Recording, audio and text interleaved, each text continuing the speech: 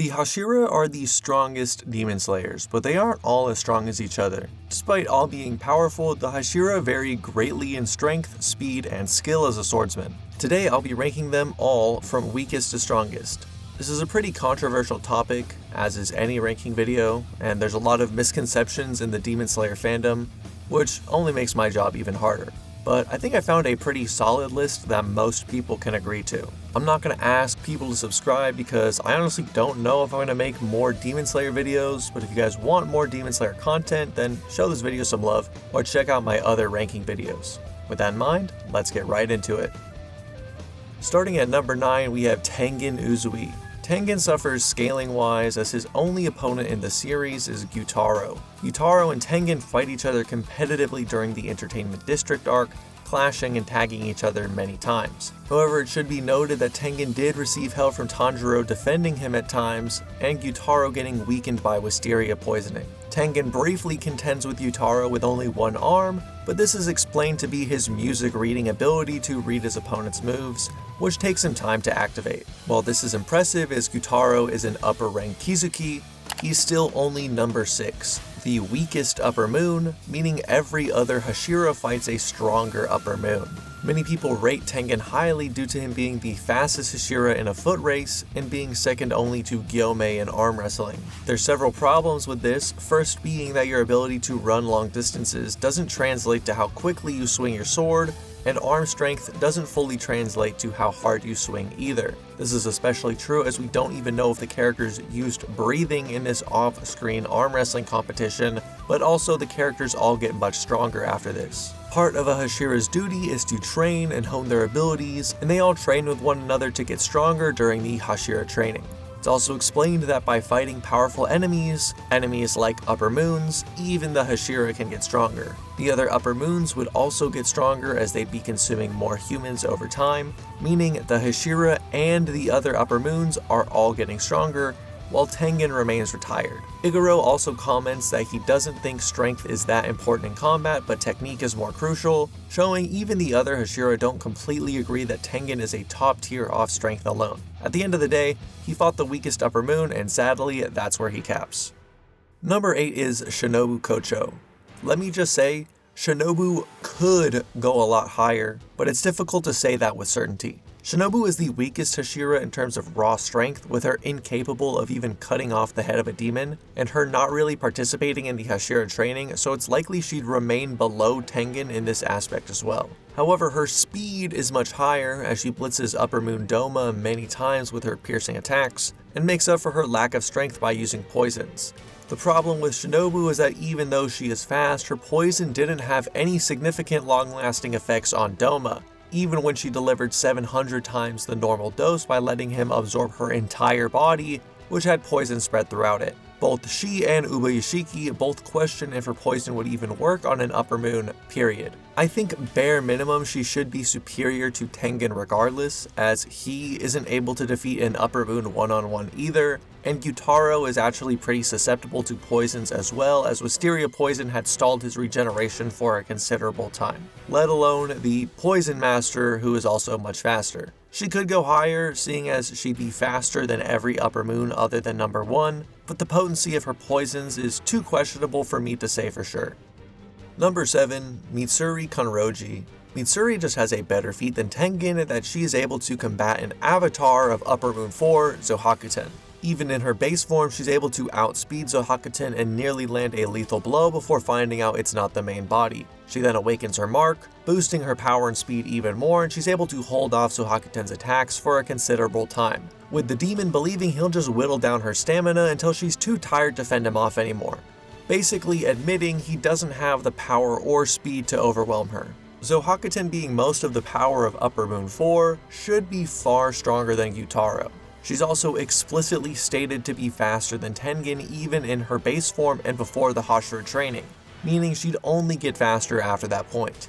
Unfortunately, we don't get to see the full fruits of her training as she performed the worst against Muzan, but it's still enough to get her past Tengen and probably Shinobu.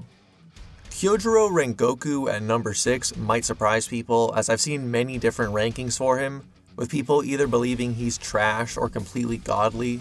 Rengoku was able to combat Akaza early in the series, and while he did lose, he was able to score several blows on the upper rank 3, and their battle was very competitive. Akaza not only being higher ranked than Zohakuten, but Akaza shouldn't get that much stronger through the series up to the Infinity Castle arc.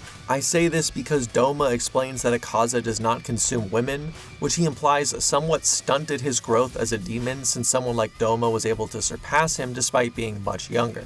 This means the Akaza that Rengoku fought and could keep up with shouldn't be that much stronger than the one who fought marked Giyu and marked Tanjiro at the same time. The same Giyu who in base sparred with base Sanemi, who could clash with holding back Kokushibo better than Muichiro did. The same Muichiro who no-diffed upper rank 5, showing Rengoku could probably do the same if not much better. Tanjiro also says Rengoku was the strongest person he knew, including Mark Mitsuri and Zohakuten, and while it's possible Mitsuri did get stronger during the Hashira training, we never see how much stronger she got, so it's hard to rank her any higher. This combined with Rengoku fighting a higher ranked demon than she did, should put him at least slightly above her. Muichiro Tokido being number 5 might be somewhat confusing given what I just said about Rengoku.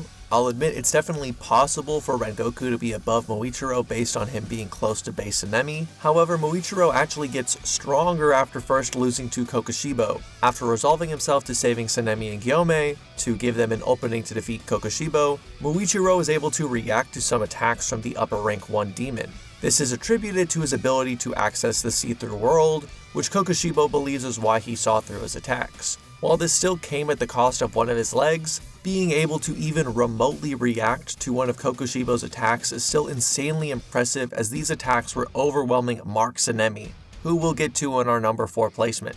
He was also able to briefly activate a red blade, however that was something he could only do on the verge of death, so it's unclear how well he'd be able to do that in actual combat. This is also where Shinobu could go if you give more credit to her poisons, as they could even somewhat affect Doma. If you think Doma is massively above the other upper moons, and that Shinobu is faster, she could possibly deliver several doses of her poison before someone like Zohakuten could react, and avoid almost all of his assaults. I'd say being generous, she'd be around the level of Rengoku, possibly slightly higher. However, I'm a tad more skeptical of the potency of her poisons, given that she herself wasn't even sure that it would work on an upper moon to begin with. This evidently brings us to Sanemi Shinaguzawa at number 4. The Wind Hashira shows impressive feats against upper moon 1 Kokushibo, immediately shown to be superior to Mark Muichiro even in his base form. Even after Muichiro awakens the see-through world, he's shown to be slower than Sanemi, and admits that they are more useful in this battle than he is. Kokushibo holds him and Gyomei in extremely high regard, believing that the two of them are likely among the most skilled Hashira and that if he can defeat them, that finishing off the rest will be easy. He says this even with the knowledge that Akaza and Doma were defeated, and he wouldn't know that Doma was defeated by poison or alternative means. All he knows is that the Demon Slayers defeated them, but these two are among the best Demon Slayers, meaning Sanemi would likely defeat or at least put up a good fight against Akaza and Doma, which is more impressive than Rengoku, who lost to a slightly weaker version of Akaza. That and his ability to fight alongside Gyomei, the strongest Hashira, puts him at a level higher than those listed so far. Now, we've gotten up to the top 3, and this is where things get pretty controversial, as here we have Obanai Iguro, Giyu Tomioka, and of course Gyomei. You may immediately be questioning why Gyomei isn't in a tier by himself, so allow me to explain before you jump to conclusions. As we all know, Gyomei is stated to be the strongest Hashira many times, and while these statements are true, both Giyu and Iguro get stronger and show good feats against Muzan later. It's stated and shown many times that characters can get much stronger through fighting powerful opponents, and characters often get stronger to protect their friends and ideals or so forth. Example being, when Iguro starts doubting himself and believing he's failed to live up to his comrades, his mark awakens and he's powerful enough to turn his blade red. This is an insane feat, as Muichiro could only do this on the verge of death, and the other top Hashira including Gyomei, Giyu, and Sanemi could only do this through alternative means. Iguro could do it with strength alone. Basically, what I'm getting at is that while Gyomei was certainly the strongest during the Upper Moon battles, Iguro and Giyu could have caught up to him and surpassed him during the Muzan fight. Iguro has many other good feats in the Muzan battle, such as him in just his base form fighting alongside Gyomei, Giyu, and Sanemi when they all have their marks activated. He's also the first one to get back after Muzan incapacitated all the Hashira, the same attack which chopped off Gyomei's leg and Giyu's arm, while Iguro avoids lethal damage. He then fights Muzan 2-on-1 with Tanjiro after losing his eyes, and it's stated that Muzan is more dangerous when he has less opponents because he has to distribute his attacks when fighting multiple Hashira. This, combined with the red sword feat I mentioned earlier, explain why Iguro definitely can be on par or stronger than Gyomei, as mind you, the two were already able to fight alongside each other before Iguro awakened his mark. Giyu was also able to fend off Muzan near the beginning of the final battle. Once again, Muzan's attacks become more manageable the more people he has to fight. Even Gyomei had stated it was difficult to keep up when he and several other Hashira backing him up. So Giyu blocking some attacks from Muzan in a 2-on-1 is very impressive, especially seeing as Muzan was just getting weaker as the battle went on due to the various poisons in his body. Later, Giyu is the only one left to slow down Demon King Tanjiro. Tanjiro, when he was alive, could fight Muzan 1-on-1, although he was still losing. Like I said, it's insanely impressive as Gyomei could barely keep up with assistance. He then gets all of Muzan's blood when just portions of his blood could create the 12 Kizuki, and Muzan says he will become the most powerful demon, which other characters also agree that he was stronger than Muzan. The only question is whether he became the strongest demon at that moment, or if he would become the strongest demon sometime later. The statement about him being stronger than Muzan can also be questioned by the fact that characters have only seen a weakened Muzan, and he received Muzan's blood when he was weakened by poison.